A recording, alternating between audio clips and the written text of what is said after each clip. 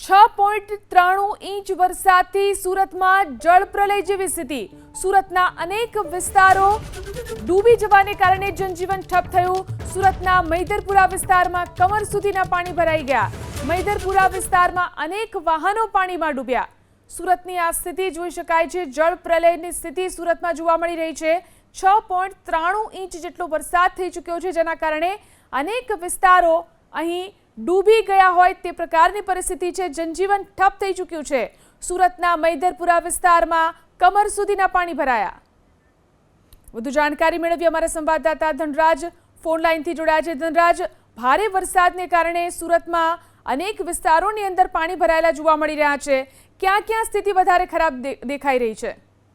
જી બિલકુલ, સુરતના લાલ દરવાજા અને મૈદરપુરા વિસ્તાર છે, જ્યાં ગોપાલ લોચો આવ્યો છે, એ ગલીની અંદરના દ્રશ્યો સામે આવ્યા છે, જેમાં કમરસમા પાણી, ઘૂંટણસમા પાણી અત્યારે હાલ જોવા મળી રહ્યા છે। ત્યારે શેરીઓમાં ઉપસ્થિત વાહનો છે એ પાણીમાં તરતા જોવા મળી રહ્યા છે। દ્રશ્યમાં જોઈ શકાય છે લાલ કલરની કાર છે એ જાણે હોળીનું સ્વરૂપ ધારણ કર્યું હોય એ પ્રમાણેની તસવીર અત્યારે હાલ જોવા મળી રહી છે।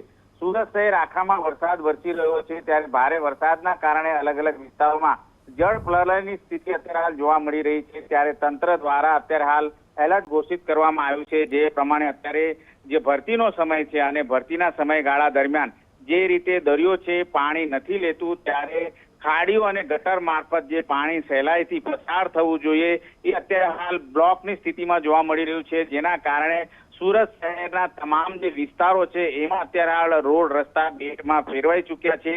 જેમ જેમ ભરતીનો સમય પસાર થશે તેમ તેમ આ પરિસ્થિતિ વિકટ બને તેવી સ્થિતિ હાલ જોવા મળી રહી છે।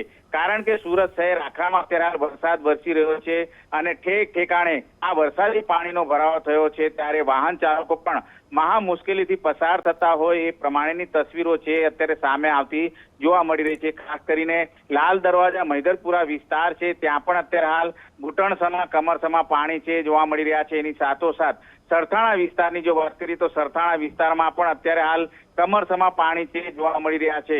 સવારથી જ ઉધના વિસ્તારમાં પણ ઘરોમાં પાણી પ્રવેશી ચૂક્યા છે।